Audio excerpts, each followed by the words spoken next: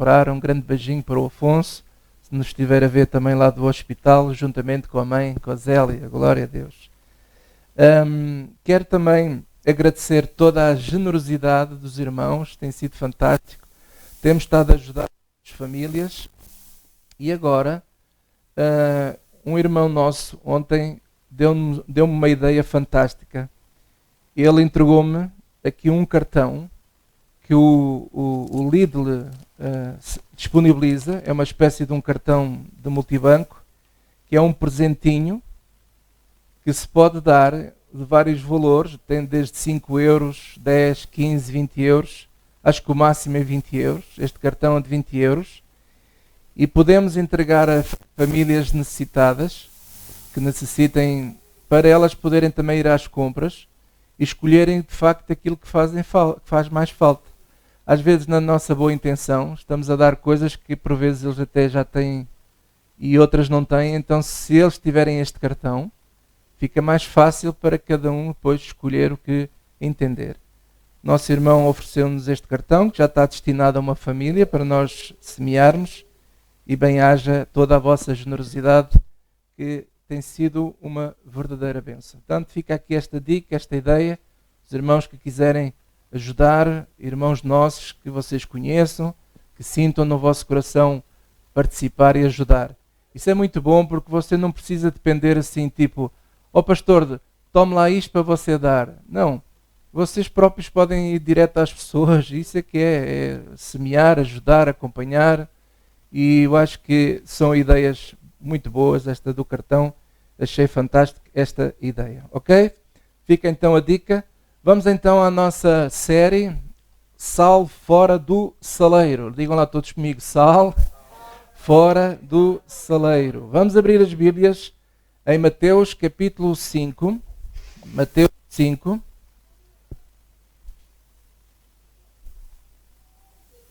Mateus 5, versículo 13. Hoje o subtítulo desta mensagem é Juntos somos mais fortes. Digam todos comigo, juntos somos mais fortes. Jesus dizia assim: vós sois o sal da terra. Ora, se o sal vier a ser insípido, como lhe restaurar o sabor? Para nada mais presta, senão para, lançado fora, ser pisado pelos homens. Nós temos vindo a falar que nós vivemos, infelizmente, numa sociedade cada vez mais insípida. E Jesus nos convida a sermos sal. Nos convida a dar sabor à vida. Esse é o convite de Jesus. E nós temos vindo a ver ao longo desta série que o sal só é efetivo, primeiro, quando ele sai do saleiro. Se o sal permanecer no saleiro, de nada serve. Corre o risco de endurecer e perder o sabor. O segundo aspecto também que temos vindo a ver é o seguinte: o sal, para dar sabor, precisa de se dissolver. E nós precisamos de nos dissolver nesta sociedade, levando o aroma de Jesus Cristo ao coração das pessoas, daqueles que nos rodeiam. E hoje nós vamos ver que quando o sal se junta, daí este título, Juntos Somos Mais Fortes, quando o sal se junta, então dá sabor, salga. Temos apenas que ter o cuidado de não ser em excesso. Mas uma pedra só, não consegue dar sabor à vida. Mas, sendo nós sal, quando estamos juntos, então sim, nós damos sabor a esta vida, damos sabor a esta sociedade. Agora, vamos abrir as Bíblias em João capítulo 4. João 4.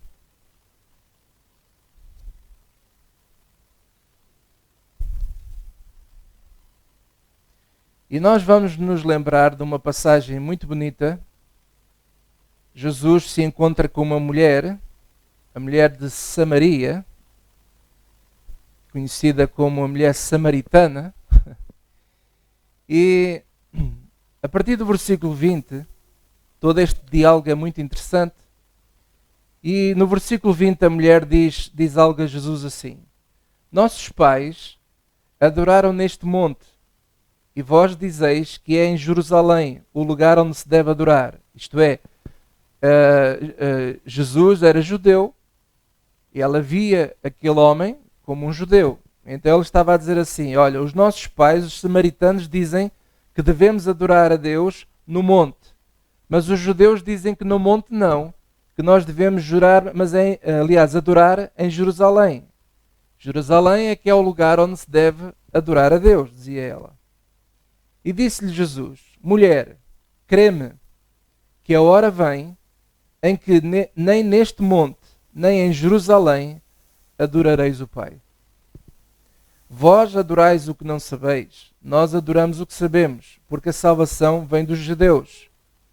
Mas a hora vem, e agora é, em que os verdadeiros adoradores adorarão o Pai em espírito e em verdade, porque o Pai procura tais que assim o adorem. Deus é espírito e importa que os que o adorem em espírito e em verdade.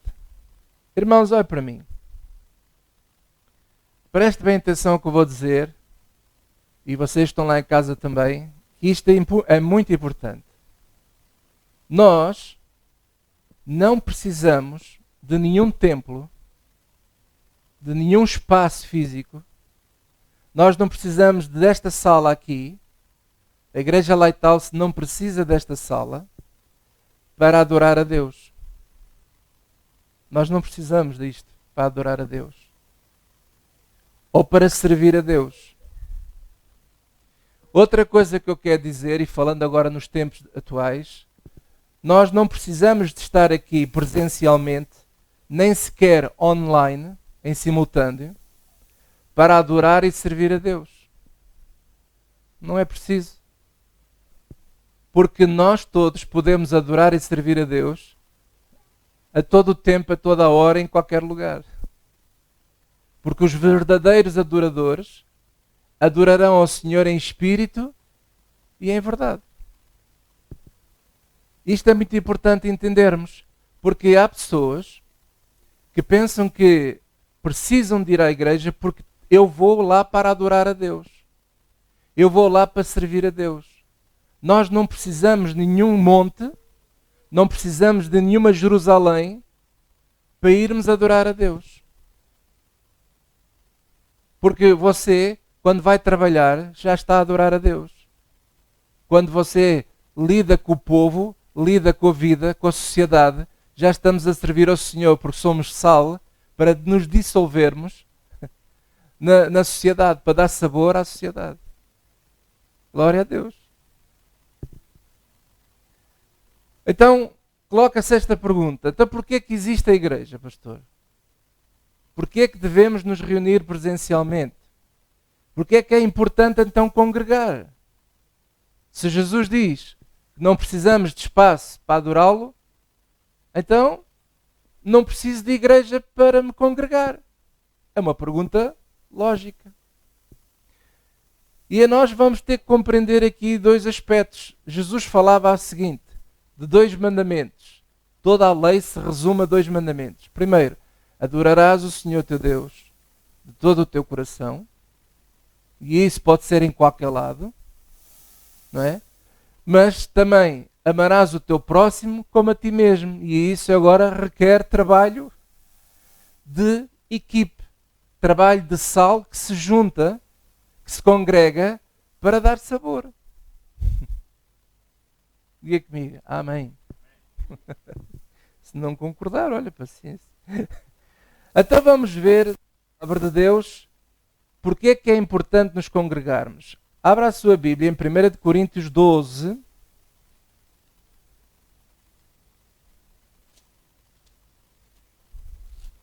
Primeira de Coríntios 12.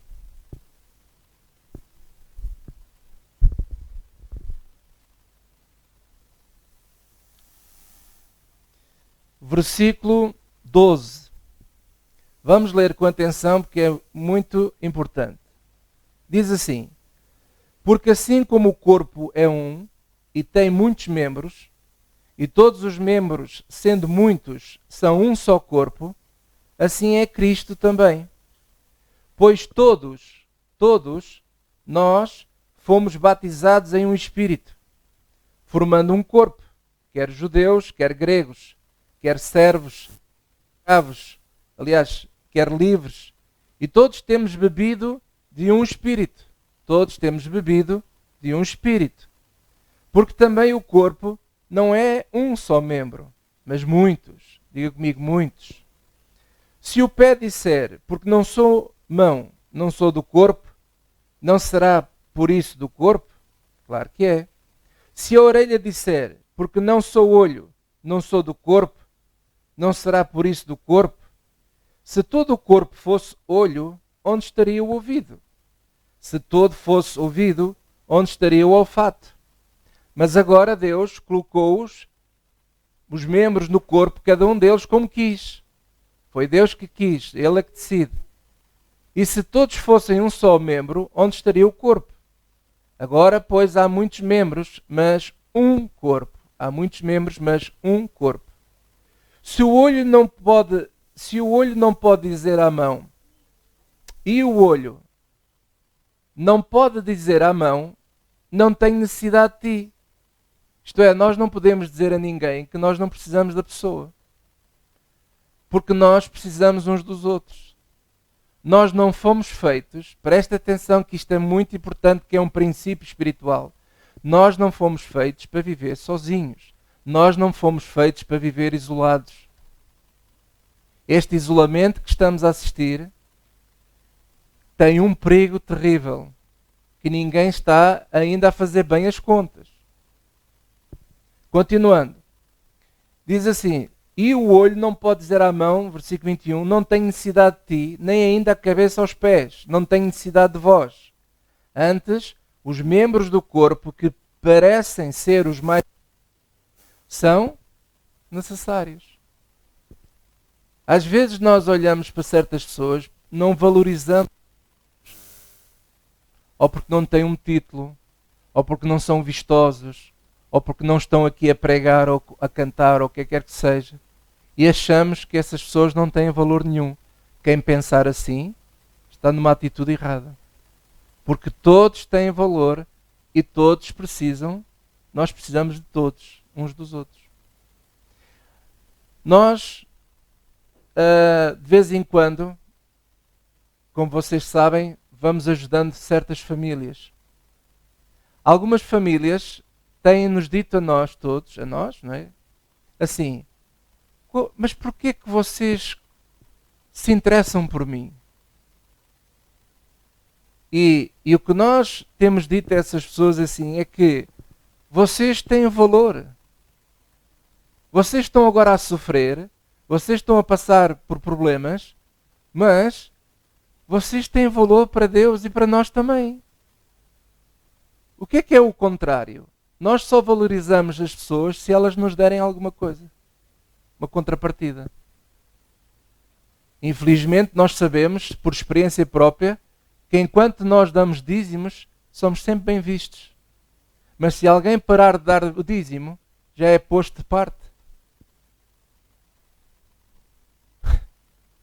Nós somos todos importantes. Quer dê dízimo, quer não dê. Quer você participe financeiramente na igreja, quer não participe. Todo o ser humano é importante. E aqueles que estão congregados na igreja são todos importantes e temos todos que cuidar uns dos outros. A minha esposa, ontem estávamos a falar sobre esta mensagem de hoje e estávamos no quarto a falar e ela dizia assim, partilhando um testemunho que ela tem provado estas últimas semanas, tem tido dores num ombro. E aquelas dores no ombro, no cotovelo, mas não foi para o ombro também. Foi cotovelo. É isso? Cotovelo, pronto. A origem está no ombro? Ah, então pronto. A minha sogra que é especialista nisto. Não, estou a brincar. E então a dor no cotovelo, o que é que acontece? Tem provocado com que a Célia tem passado algumas noites que não dorme bem com dores. E agora pense nisto. O cotovelo. O rei do cotovelo. Vamos cortar o cotovelo. Você vai experimentar cortar o cotovelo, está com problemas. Então, quando um membro sofre, já vamos ver que Paulo fala disso também, quando um pequeno membro sofre, sofrem todos. O corpo dela toda está a sofrer por causa do cotovelo, que tem origem no ombro. Então imagine, se nós não formos tratar do problema, o corpo vai sofrer. Veja aí aqui assim no versículo 22. Antes, os membros do corpo que parecem ser os mais fracos são necessários. Ele não está a dizer que são os mais fracos, não. Aqueles que parecem ser, parecem aos nossos olhos ser, mas Deus não considera ninguém fraco. Todos são importantes. Então, aqueles que parecem ser os mais fracos são necessários. E os que reputamos por serem menos honrosos no corpo, a esses honramos muito mais. E aos que em nós são menos decorosos, damos muito mais honra. Amados, quais são os órgãos mais importantes do nosso corpo que não se veem? Eles não se veem, mas são dos mais importantes. O coração, o fígado, os rins, os pulmões. E agora pense nos órgãos sexuais. Aqueles que nós achamos que são os menos honrosos, porquê? Porque nós tapamos. Normalmente as pessoas andam com os seus órgãos sexuais escondidos. A não ser um ou outro maluco que às vezes anda para aí solto nos estádios de futebol, ou seja, onde for. Mas normalmente nós escondemos aqueles, até um pouco por vergonha, não é? Escondemos aqueles membros, mas até esses que escondemos são importantíssimos. Falando dos órgãos sexuais, são eles os responsáveis pela reprodução da raça humana. Por exemplo, juntamente com tudo o resto que funciona, quer na área do homem, quer na área das mulheres. Então, o Paulo está a dar aqui uma feliz ilustração, inspirado por Jesus, de como é que nós temos que ver o que é a igreja, o que é a congregação, o que é estarmos congregados e fazermos parte de uma comunidade que se respeita mutuamente, que trabalham para que nada falte, para que todos os membros possam estar saudáveis. E se o corpo funcionar bem, tudo vai andar bem. Quem é que me está a entender? Depois continua o versículo 24. Porque os que em nós são mais honestos ou mais honrosos não têm necessidade de tanta honra. Mas Deus assim formou o corpo, dando muito mais honra ao que tinha falta dela. Glória a Deus. Aqueles que estão mais escondidos são os mais importantes. Às vezes nós não sonhamos quantas pessoas andam por aí que não são visíveis, que não dão nas vistas e que fazem um trabalho absolutamente fantástico. São verdadeiro sal, que salga, que dá sabor à vida. Glória a Deus. Mas, versículo 25. Para que não haja divisão no corpo, mas antes tenham os membros igual cuidado uns dos outros. De maneira que se um membro padece, todos os membros padecem. Lá está o exemplo que eu dei há pouco da Célia. E se um membro é honrado, todos os membros se alegram, se regozijam com ele. Amado, olhe para mim.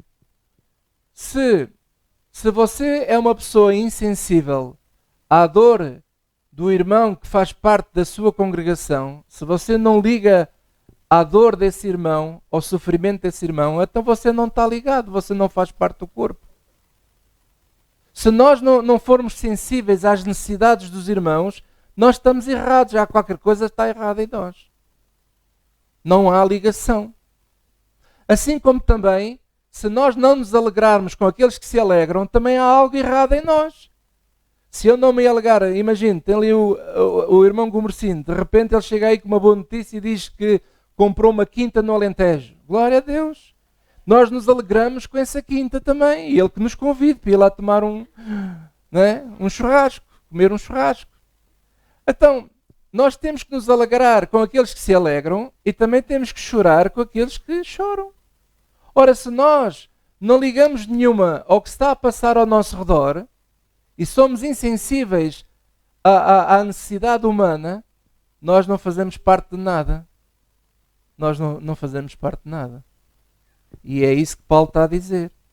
Depois ele diz aqui, o versículo 27, ora vós sois o corpo de Cristo e seus membros em particular. Então, para que é importante nós nos congregarmos? Porquê é que é importante nos congregarmos? Por causa disto. Por exemplo, quando nós nos juntamos aqui, no culto, e estamos a cantar, a ideia primeira que nós pensamos assim, estou a cantar para Deus. Claro que estamos a cantar para Deus. Mas Deus não precisa de nenhuma música para o animar, porque Ele já está animado. Ele já nasceu, Ele não nasceu, sempre existiu, mas vamos dizer esta expressão, Ele já nasceu animado. Ele não precisa de ser encorajado, porque Ele já está encorajado.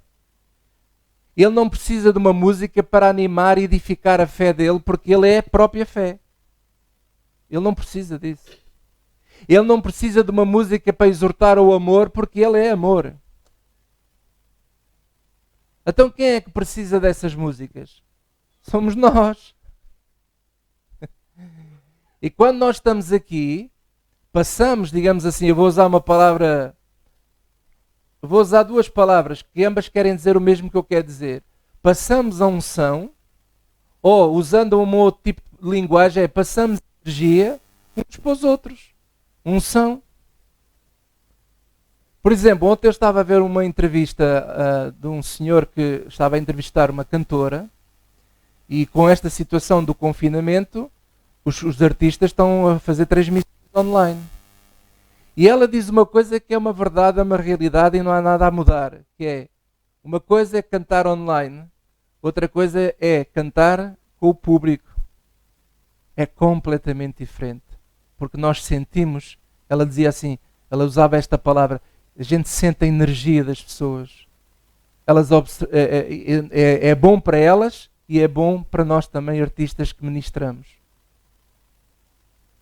E isto é como o corpo, o nosso corpo não está separado, ele está todo junto. Se nós abríssemos aqui, se eu abrisse aqui o meu corpo aqui com bisturi, isto desmanchava-se tudo. Então, os órgãos não podem estar sozinhos e o corpo não pode estar sem eles. Então nós precisamos disto. Para quê? Para sermos saudáveis. E porquê é que Jesus criou este projeto, digamos assim, que os apóstolos falam de congregar? Porquê é que Jesus criou este projeto? Porque é isto que nos vai manter, este é o oxigênio que nos mantém firmes até que Ele nos venha buscar. Nós precisamos disto para sobreviver a este mundo mau. É muito importante nós entendermos isto, irmãos. É muito importante. Agora, nós fomos chamados, e volto outra vez a frisar isto, que é muito importante. Nós fomos chamados para dar sabor à vida, e agora acrescento, mesmo em tempo de pandemia. Mesmo em tempo de pandemia. Veja aí Lucas capítulo 5.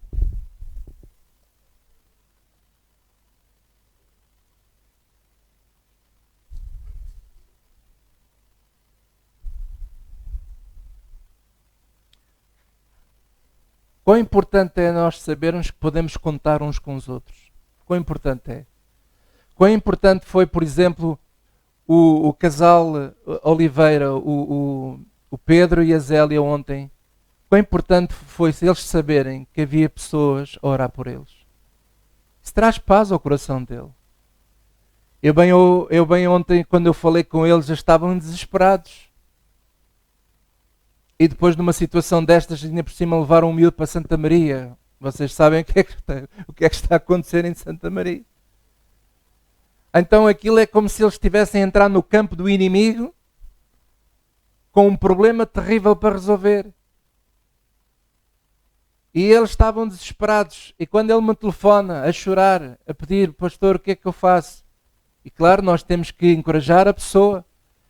E quando eu coloquei para pedir a vocês todos para orarmos por ele, saber que nós temos o apoio quando estamos em guerra e temos o apoio de uma retaguarda, isso dá um conforto muito grande. Dá um conforto muito grande, irmãos. O mesmo que aconteceu com o meu pai, graças a Deus, esta semana ele teve alta, como eu anunciei, e ele recuperou, venceu este vírus, pela graça de Deus. Se bem que ele não foi para lá para o hospital por causa disso, infelizmente apanhou o vírus lá no hospital. Mas venceu, um homem com várias enfermidades. E quando nós ouvimos as notícias que os médicos dizem, os especialistas dizem que quem tem vários tipos de enfermidade é morte certa, glória a Deus, o Senhor livrou o meu pai da morte. Claro que ele vai morrer um dia, como nós todos vamos um dia morrer, mas não foi desta.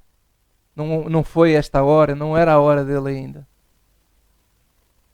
Então, graças a Deus, meus amados, que nós podemos contar com a retaguarda, podemos contar com uma família, com uma congregação. Juntos somos mais fortes para salgar, para dar sabor. Veja aí Lucas 5, versículo 12. E aconteceu que quando estava numa daquelas cidades, eis que um homem, digam todos comigo, cheio de Covid-19. Não, cheio de lepra. Cheio de quê? De lepra. Vendo a Jesus, prostrou-se sobre o rosto e rogou-lhe dizendo, Senhor, se quiseres, bem podes limpar-me. E ele, Jesus, estendendo a mão, tocou-lhe,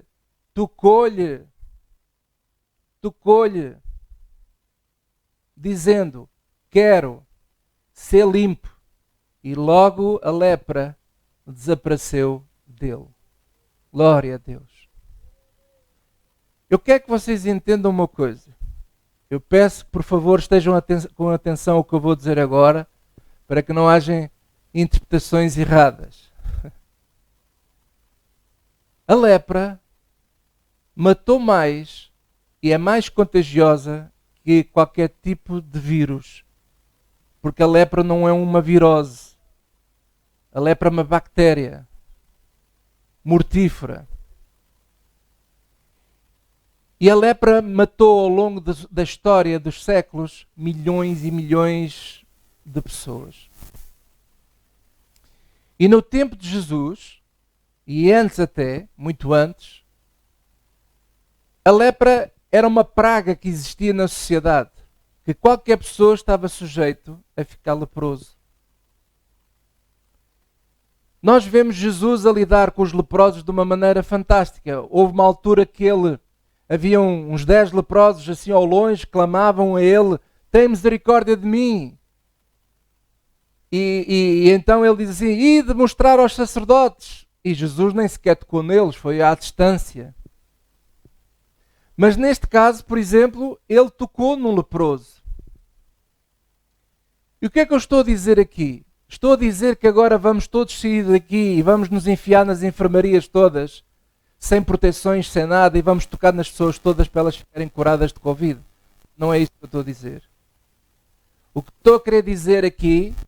estou a querer dizer aqui a vocês é que nós temos que ser precavidos, como Jesus nos ensina, mas nós não podemos viver constantemente isolados.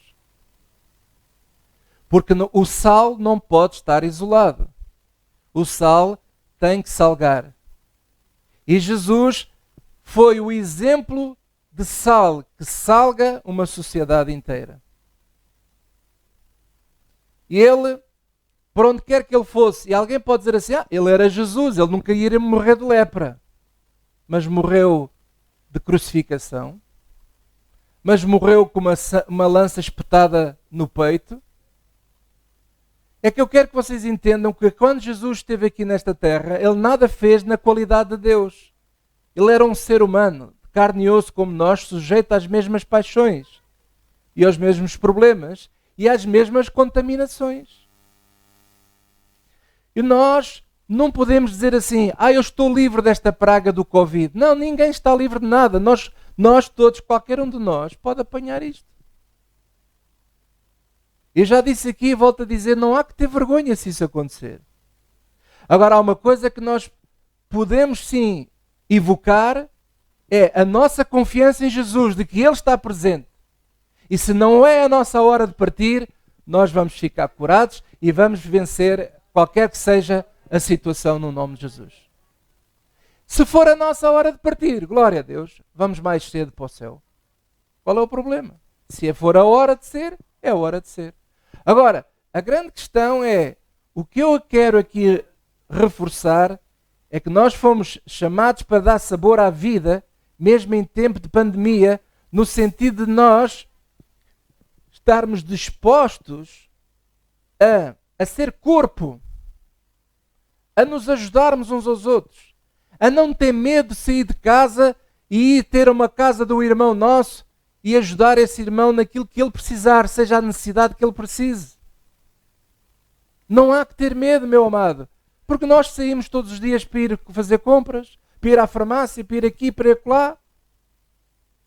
Então, vamos com precaução, vamos fazer o nosso melhor, o que a gente sabe, a melhor coisa, mas não podemos deixar de ser sal. Não podemos deixar de ser sal. Jesus não deixou de ser sal. Ontem eu li uma notícia em que o Papa Francisco pedia aos jornalistas para gastar a sola dos sapatos, para mover-se, para ir ver, para estar com as pessoas. Eu achei interessante o artigo, porque muitas vezes o que é que acontece? Muitas vezes muita da informação é não dentro do terreno, mas fora do terreno. Muitas vezes as pessoas estão em casa a assistir a uma data de informações e a produzir informações para outro lado, e muitas vezes errónea, porque elas não estão no terreno. E o Papa diz uma coisa certa, vocês têm é que dar à sola, isto é, saiam de onde estão, vão ter com as pessoas, vão ver o terreno. E agora também, já agora, damos um jeitinho, aproveitamos esta deixa do Papa para dizer assim, que os homens e as mulheres de Deus de todo o mundo comecem a dar à sola também. A dar à sola não é para fugir, é a dar à sola para estarmos junto das pessoas, estarmos no terreno, estarmos lá para salgar, para ajudar, para apoiar, para orar, para confortar.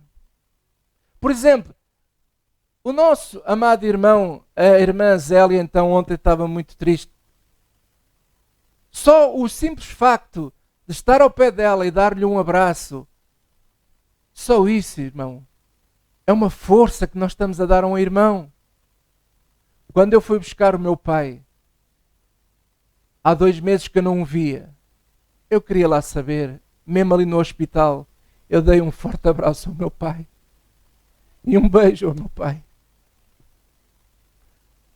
Porque a falta de afeto está a estragar a vida das pessoas. E nós temos que confiar em Deus.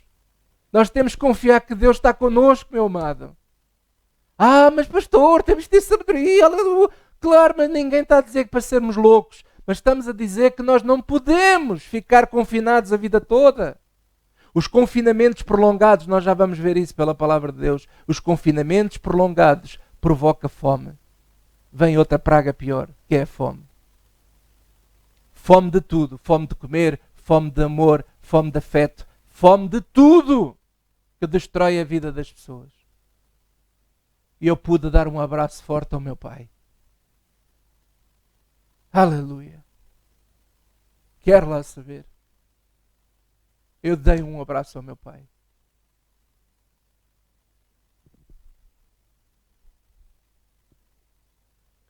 E a pergunta que eu coloco é a seguinte: e a igreja? O que é que a igreja anda a fazer? A igreja devia seguir, na verdade, este exemplo do Papa. O Papa aqui tem razão. A igreja tem que seguir este exemplo. As pessoas têm que estar perto umas das outras. Há coisas que o online, o estar isolado, não resolve. Há coisas que não resolve. O que é que a igreja anda a fazer? Estamos a mover, estamos a ir ver, estamos com as pessoas. Eu deixo-vos este pensamento. Porque é muito importante nós refletirmos sobre o que é que a pandemia, o que é que vamos permitir que esta pandemia nos faça, a nós e à igreja.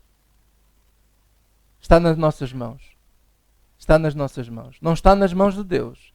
Está toda a gente à espera do milagre para Deus tirar o Covid. Veja uma coisa, Jesus erradicou a lepra? Não. Mas curou o leproso. A lepra, a bactéria, continua a existir. Ainda hoje morre muito. As pessoas é que não sabem, morre muita gente de lepra ainda. A lepra não desapareceu. Jesus podia fazer desaparecer as coisas. Este Covid, presta atenção e agarre-se ao que eu vou dizer. Este Covid-19 não vai mais desaparecer. Esqueça, não vai desaparecer. Isto é um vírus novo que está no mercado, por assim dizer. E nesta semana estava a falar com uma médica que trabalha num hospital privado e ela estava a dizer várias coisas. E ela dizia que até mesmo as vacinas só produzirão imunidade até 3, 4 meses no máximo. Depois as pessoas têm que andar sempre, como as vacinas da gripe, todos os anos têm que ser vacinadas. E portanto, esqueça pensar que vai desaparecer. Não vai. Não vai desaparecer. Nós temos é que mudar a nossa atitude de enfrentar a pandemia. É uma atitude diferente. E às vezes a maioria nem sempre tem razão. Nem sempre tem razão. Jesus, quando veio, ele era a minoria. E toda a gente gozou Jesus. Ele foi chamado o príncipe dos demónios. Mas Jesus é que tem razão. O Evangelho é que tem razão.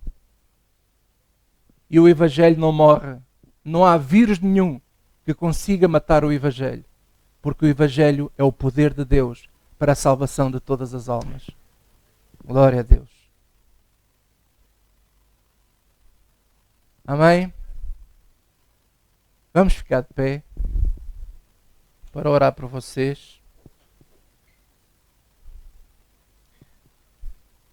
E lá em casa também pode baixar a sua cabeça e deixe-me orar por vocês. Pai, no nome de Jesus Cristo, eu te quero agradecer de todo o meu coração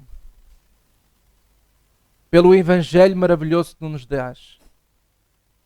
Tu nos dás força, nos dás conforto, tu nos dás ousadia para ensinar o Evangelho, para mostrar o caminho pelo qual nós devemos trilhar.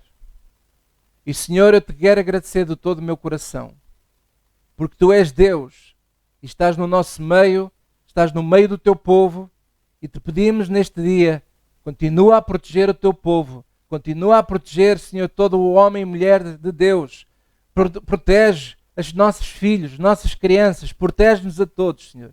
E mesmo se algum de nós passar pelo momento de aflição, tu estarás connosco nessa aflição e nos ajudarás e nos levantarás em um nome de Jesus Cristo. Te agradecemos por tudo e todos digam comigo, amém. Glória a Deus. Podemos sentar. E agora vamos abrir as nossas Bíblias em 2 de Reis, capítulo 6.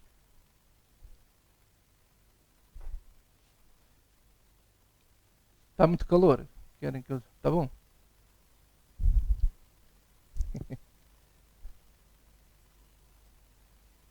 Segunda de Reis, capítulo 6. E hoje eu quero ministrar uma história absolutamente fantástica. Eu gosto imenso desta história. Segunda de Reis 6, versículo 24. Diz assim: E sucedeu, depois disto, que Ben-Hadad, rei da Síria, ajuntou todo o seu exército e subiu e cercou Samaria. Fez um cerco a Samaria. E houve grande fome em Samaria. Houve o quê? Grande fome. em Samaria, porque eis que a cercaram, a isolaram. A cidade foi isolada, foi cercada pelos inimigos. E isso criou fome, porque eles não podiam nem entrar nem sair da cidade, não podiam ir cultivar os campos, etc. E agora veja o que é que acontecia naquele tempo. Até que se vendeu, a fome era tanta que chegou a este ponto, até que se vendeu uma cabeça de um jumento por 80 peças de prata. Olhe para mim, não havia falta de dinheiro. Havia prata, havia ouro, havia bens, havia dinheiro, por assim dizer. Sabe que eu já houve um tempo na minha vida que lembro-me dos meus pais terem dinheiro e de irem ao pão, irem ao supermercado, não havia nada nas prateleiras. E no entanto tínhamos dinheiro e passamos necessidades, passamos fome. A sorte foi que o meu pai arranjou um pedaço de terreno, fizemos uma horta e comíamos daquilo que a horta dava. Então veja o ponto que isto estava. E mais, olha aqui. E a quarta parte de um cabo de esterco de pombas, veja só, esterco de pombas, por 5 peças de prata. Bem, nunca o esterco teve tão caro na vida. Absolutamente incrível. Versículo 26. E sucedeu que, passando o rei pelo muro, uma mulher lhe bradou, gritou, dizendo: acode-me, ó rei, meu senhor. E ele lhe disse: se o senhor não te acode, de onde te acudirei eu? Da eira ou do lagar? Não há nada. Isto, infelizmente, é a posição cada vez mais dos políticos, porque chega uma altura que os políticos já não sabem o que é que há de fazer. Se não for o Senhor a acudir-nos, não há nada a fazer. Versículo 28. Disse-lhe mais o rei: olha, o que é que tu tens? E disse ela: esta mulher, estava lá com uma mulher ao lado, não é? Me disse: dá cá o teu filho, para que hoje o comamos e amanhã comeremos o meu filho. Elas fizeram um negócio. A fome era tanta que decidiram comer os filhos. Veja só ao ponto que isto chegou. E nós achamos assim: isto aqui, nos tempos de agora, nada disto vai acontecer. Não sei. Vai depender do tempo da cerca, o tempo do isolamento. Porque eu volto a dizer o que eu disse há pouco.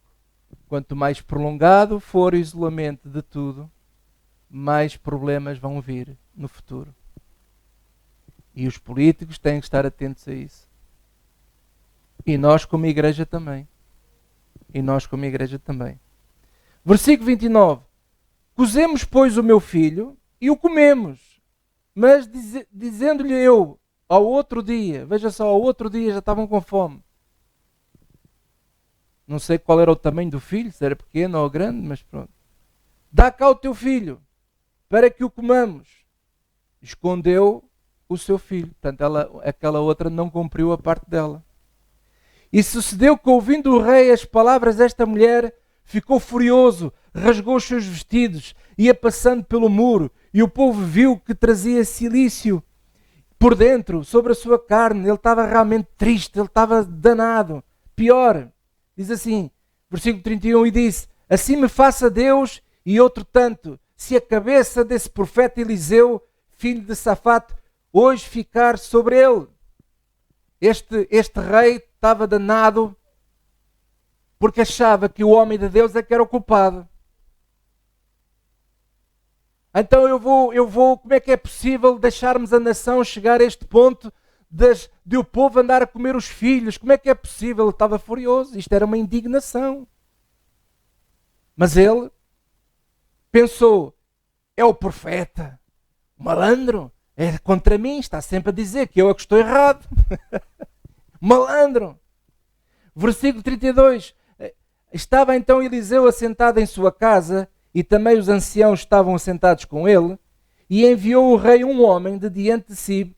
Mas antes que o mensageiro viesse a ele, ao Eliseu, disse o Eliseu aos anciãos: vistes como o filho do homicida mandou tirar-me a cabeça? Já ele sabia a intenção do rei.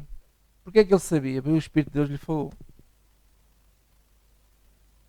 Vem aí o mensageiro do rei com a mensagem que me quer cortar a cabeça.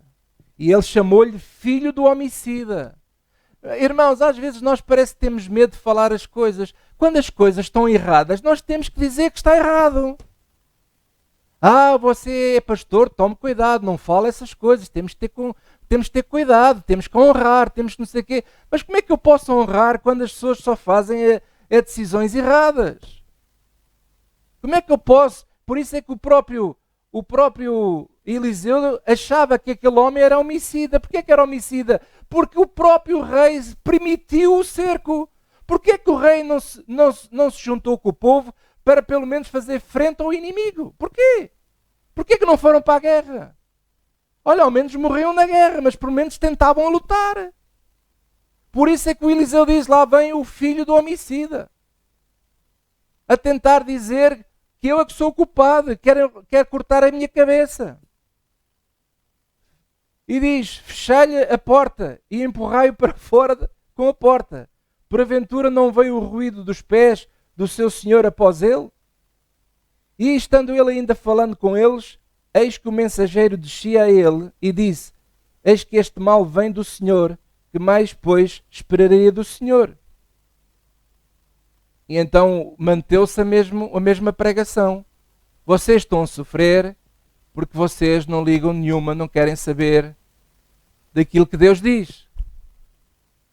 É por isso que vocês estão a sofrer. Então, capítulo 7, versículo 1 diz assim, então disse Eliseu, ouvi a palavra do Senhor. E agora Eliseu dá uma profecia absolutamente fantástica. Assim diz o Senhor, amanhã, quase a este tempo, por esta mesma hora de hoje, uma medida de farinha haverá por um ciclo, uma coisa barata, e 2 medidas de cevada por um ciclo à porta de Samaria. Olhe para mim, isto era humanamente impossível, porque os campos não estavam cultivados, não havia tempo de um dia para o outro, mesmo que semeassem durante a noite, no dia seguinte não tinham colheita nenhuma. Isto era humanamente impossível. E ele dá uma profecia absolutamente ridícula aos olhos de quem não crê em Deus. Versículo 2. Porém, um capitão, em cuja mão o rei se encostava, alguém de confiança, respondeu ao homem de Deus e disse, eis que ainda o Senhor fizesse as janelas do céu, poder-se-ia fazer isso? Nem que Deus abrisse o céu, alguma vez isso vai acontecer? Isso é impossível. E o Eliseu respondeu e disse assim, e ele lhe disse, eis que o verás, digam todos comigo, eis que o verás, mas os teus olhos, aliás, com os teus olhos, porém, daí não comerás. Tu vais ver, mas não vais usufruir da bênção.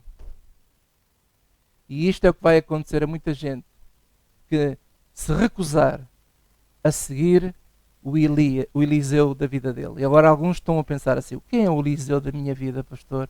É você? É o Fidalgo? Não. O Eliseu da nossa vida é Jesus Cristo. É o Evangelho. É o Evangelho. O Evangelho é o poder de Deus para a nossa salvação neste mundo e na vida futura. Glória a Deus. Eis que o verás com os teus olhos, porém daí não comerás. Versículo 3. Agora veja, imagine que você está a ver este filme numa televisão e alguém montou um filme, Hollywood fez este filme, desta história. De repente passa a cena, à medida que estava a acontecer isto com Eliseu, de repente mostra-se outra cena. E qual era a cena? Era o modo como Deus iria honrar a palavra do seu servo. E olha o que é que Deus faz, é absolutamente fantástico. Eu gosto disto. Olha o que Deus faz. E 4 homens leprosos, aqueles que nós não damos tanta honra, os infectados, 4 homens leprosos estavam à entrada da porta, porque antigamente os leprosos não podiam viver normalmente, estavam separados da comunidade. Até eles estavam à entrada, estavam fora da cidade, do outro lado do muro. Os quais disseram uns aos outros, os 4, para que estaremos nós aqui até morrermos? Estamos aqui a fazer o quê? Estamos à espera da morte? Se dissermos, entremos na cidade, há fome na cidade e morreremos aí. E se ficarmos aqui, também morreremos. Então só temos uma opção. Chegaram à conclusão. Vamos nós, pois, agora e demos connosco no arraial dos Círios. Isto é, vamos ao encontro dos inimigos, vamos ter com os inimigos. Se nos deixarem viver, viveremos. Se nos matarem, tão somente morreremos. Porquê? O que é que era certo? A morte. Mas nada era garantido. E hoje te garanto, meu querido amado, que a única garantia que tu tens, e eu também, é a morte. Vamos todos ter que passar pela morte. Então, versículo 5. Levantaram-se, foram durante o crepúsculo, portanto era o fim do dia, para ir ao arraial dos Círios. E chegando à entrada do arraial dos Círios, eis que não havia ali ninguém. Afinal, não estava lá ninguém. O que é que se passou? A ver as más notícias, as fake news. Olha que os Círios estão aí. Afinal, não estava lá ninguém. Versículo 6. Porquê? Agora veja o que é que Deus fez. Porque o Senhor fizera ouvir no arraial dos Círios ruído de carros e ruído de cavalos, como o ruído de um grande exército. De maneira que disseram uns para os outros: eis que o rei de Israel, lá está, uma falsa notícia para eles, eles ficaram com medo. Eis que o rei de Israel alugou, veja só, ele arrendou exércitos, alugou um grande, onde é que está isto? Alugou contra nós os reis dos heteus, os reis dos egípcios, para virem contra nós. Pelo que se levantaram e fugiram no crepúsculo, deixaram as suas tendas, os seus cavalos, os seus jumentos e o arraial como estava. E fugiram para salvarem a sua vida. Pira-te. Versículo 8. Chegando, pois, estes leprosos à entrada do arraial, entraram numa tenda, uma só tenda, e olha o que é que eles fizeram. E comeram, e beberam, e tomaram dali prata e ouro e vestidos, e foram, e os esconderam. E então voltaram a entrar em outra tenda, e dali também tomaram alguma coisa, e a esconderam. À medida que iam entrando, comiam, e iam escondendo as especiarias. Mas depois caíram em si, versículo 9, diz assim: então disseram uns para os outros: não fazemos bem, nós não estamos a fazer bem, este dia é dia de boas novas, e nos calamos. Se esperarmos até à luz da manhã, algum mal nos pode vir, pelo que agora vamos e anunciemos à casa do rei, vamos dar esta boa notícia a Samaria. Vieram, pois, e bradaram aos porteiros da cidade, e lhes anunciaram, dizendo: fomos ao arraial dos Círios, e eis que lá não havia ninguém, nem voz de homem, porém só cavalos atados, e jumentos atados, e as tendas como estavam de antes. E chamaram os porteiros, e estes o anunciaram dentro da casa do rei. E o rei se levantou de noite, e disse aos seus servos: agora vos farei saber o que é que os sírios nos fizeram. Bem sabem eles que esfaimados estamos, pelo que saíram do arraial a esconder-se pelo campo, dizendo: quando saírem da cidade, então os tomaremos vivos e entraremos na cidade. Ele pensou que era uma armadilha. Oh pai, eles estão a dizer que não está lá ninguém, mas eles estão escondidos. Versículo 13. Então um dos seus servos respondeu e disse: tomem-se, pois, 5 dos cavalos do resto que ficou aqui dentro, e eis que são como toda a multidão dos israelitas que ficaram aqui de resto. E eis que são como toda a multidão dos israelitas que já pereceram. E enviemo-los e vejamos. Eles só tinham 5 cavalos. Perderam os animais todos. E então 5 cavalos, isto é, se cada um for montado por uma pessoa, saíram 5 pessoas para ver, para certificar se a notícia era verdadeira. E diz versículo 14: tomaram, pois, 2 cavalos de carro, e o rei os enviou após o exército dos sírios, dizendo: ide e vede. Foram após eles até ao Jordão, e eis que todo o caminho estava cheio de vestidos e de avivamentos, e os sírios, apressando-se, lançaram fora. E voltaram os mensageiros e anunciaram ao rei. Então saiu o povo e saqueou o arraial dos sírios. Havia uma medida de farinha por um ciclo e 2 medidas de cevada por um ciclo, conforme a palavra do Senhor. E puseram o rei à porta o tal capitão, em cuja mão se encostava. E o povo o atropelou na porta. E ele morreu, como falara o homem de Deus, o que falou quando o rei descera a ele. Irmãos, esta história é absolutamente digna de um filme. Aquilo que parecia impossível aos olhos de todos foi possível àqueles que creem. Estes leprosos nem sequer sabiam da palavra do Eliseu.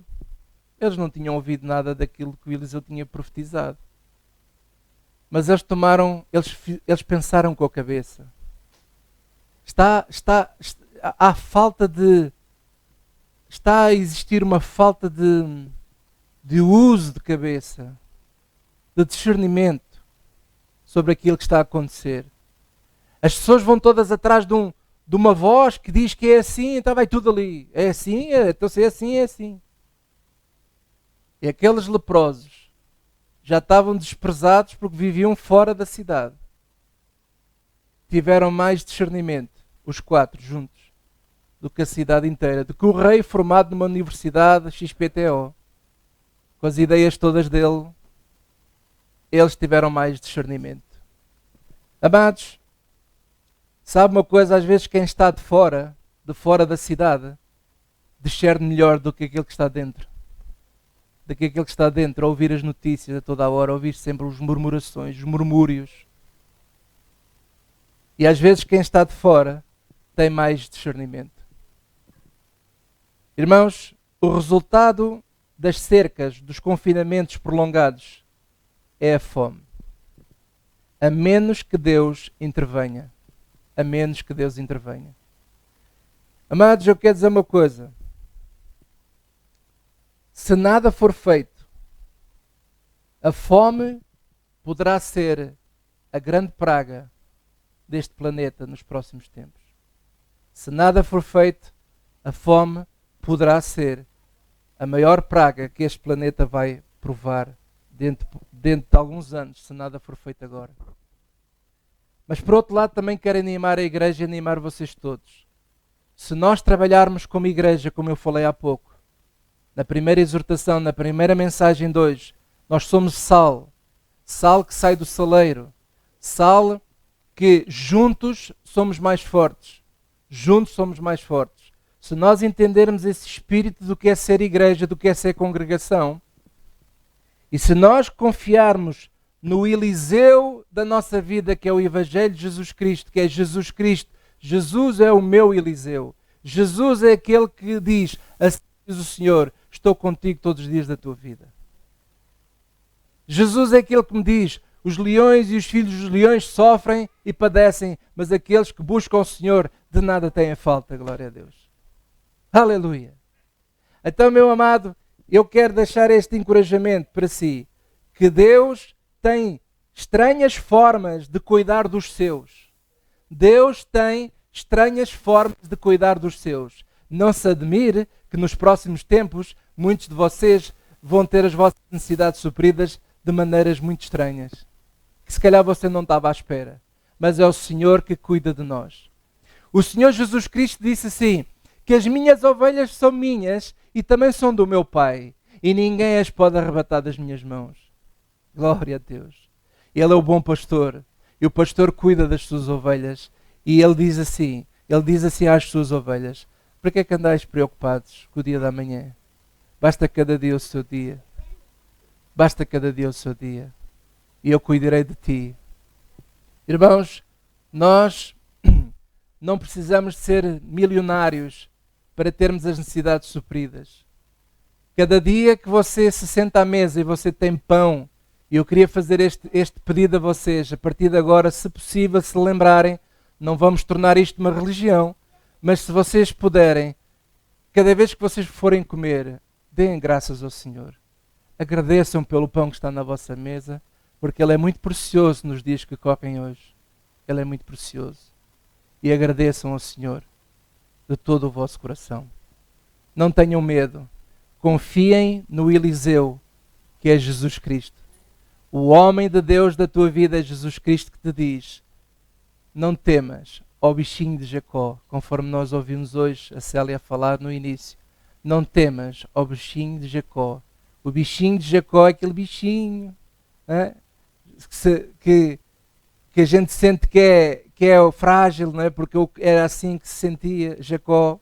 Não temas, ó nação, não temas, tu que te achas fraco, tu que te achas leproso, não temas, porque até dos leprosos Deus se usa para trazer provimento.